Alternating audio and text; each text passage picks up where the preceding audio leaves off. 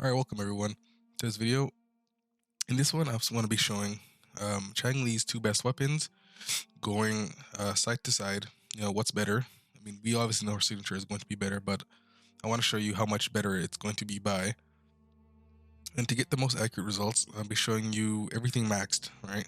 Changli is level 90, the weapons will be level 90, and all the talents will be level 10. You'll be able to see how much more that weapon is granting the other one. Here's the artifacts. Now, these artifacts do not favor one weapon more than the other. These are always the stats you are going to want to run on both weapons.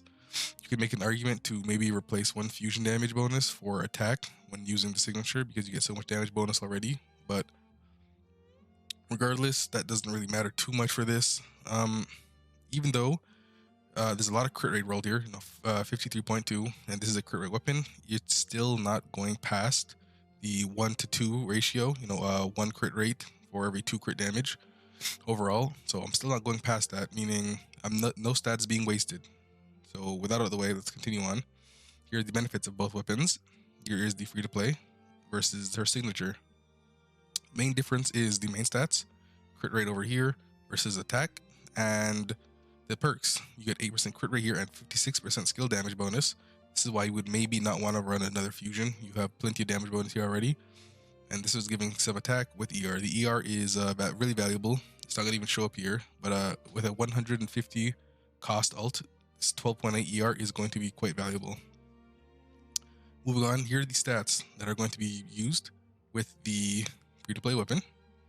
The one on standard banner. Here's our attack at level 90, base, and then through all the buffs. We have 90.5 crit rate to 181.2 crit damage, which is still just like almost perfect 1 to 2, but not really, right? It would need to be a 0.6. Here's all our damage bonuses. All these damage bonuses are including the 12% damage bonus from this bird and the 10% from the turtle on Verena. Fusion damage bonus here is including the motorcycle dude's third auto attack, with the basic attack also including that as well. Skill damage bonus here on this weapon. This is looking like this, and yeah, this is everything when you're using this weapon at level 90. And then for her signature, you're gonna get more attack, of course, because you have attack main stat on the weapon. You're getting less crit rate though, right? So that's gonna show up later on. Some abilities. The skill is this weapon gives a 0 to 56 skill damage bonus. So that's over here. And yeah, that's really the only thing changing. We have more attack, less crit rate, and then a skill damage bonus of 0 to 56%. Here are the passives that will be also taken in the damage calculations. For the first one, it's anywhere from a 5% to a 20% damage bonus. To keep things balanced, I'm gonna just assume that it's always gonna be at 10. But you're not gonna always have 20, but you're also never gonna have just 5. So let's go into the middle and say 10% is what I'm gonna always have. And yeah, this second one is also factored in as well. So for the free-to-play weapon here, here's what we're gonna look like when we're doing the skill. Right, we can expect to hit 21k on average. Now I'm gonna be using averages a lot because this is the best way to get a accurate result for when I'm having a discussion between crit, a battle between two crit weapons. And crit is the big difference, the game changer. Average is going to show us how much damage you can expect to do overall, including non-crits and crits.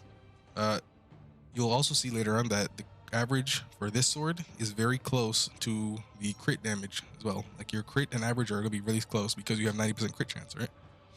Here's how I got this damage. I ran the motion value of the skill, first part, and the second part, first here, second here, through the crit value. 1.73, we have 181 crit damage, so you can tell this is really close to that. Enemy's defense, the total damage bonus. Every enemy has 10% damage reduction to everything. And this is Tauchi plus Verena's deepen over here. We're gonna hit 21k on this, average. And then we're gonna hit 31k total. And then we're gonna hit 19k total through all the parts, right? First part is gonna hit 7.7k on this. Second part is gonna hit 11k, 11.6.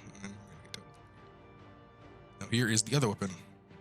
You can see we're doing 9.8% more damage average on just about everything. So for these skills, and it is a skill weapon, and I'm also going to assume that this thing weapon is not fully stacked for these skills. All right, you have to do quite a few things to get it maxed out on stacks. So to be fair, I'm gonna assume that it's at half stacks, 28% bonus.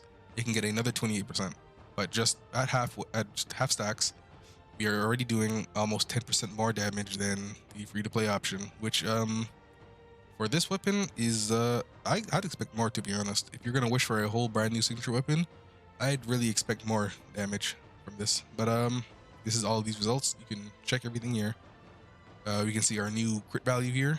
It's lower, of course. We have a higher attack, and our damage bonus is obviously higher as well throughout the charts. Now let's go look at the Forte and Ultimate. You can see that on the free-to-play, your average ultimate damage is actually 0.5% higher than the other weapon. It's the only place that's higher, and that's because the other weapon gives a skill damage bonus. So of course on the ultimate that does ultimate damage and not skill, the it's gonna do like a little bit more average because you have so much more crit rate. And then here is all the numbers for that. And then Flaming Vow is going to, on average, hit 64k.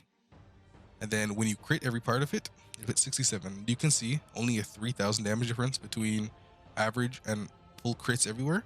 It's like very, very close because we have high crit rate with this weapon. Let's look at the other one. You can see I'm going to assume this is at 14 stacks, maximum stacks. You will always be able to get maximum stacks on this weapon before you use your Flaming Vow, right? 100% you'll always be able to get that. So now you can see that with this included, we're going to do a significant amount more damage, right? Our average is increased by 19% here. And when we crit every part of it, it'll do plus 30%, but that's that's not likely at all. Also, when we crit our ultimate, it'll do 7.7% more, mainly because we have more attack, right? That's the only reason it's going to do more here. But the average is lower. And with that, that's going to roughly show you that everything you really needed to see versus the two weapons. I'm not going to show you basic attacks. That's not important.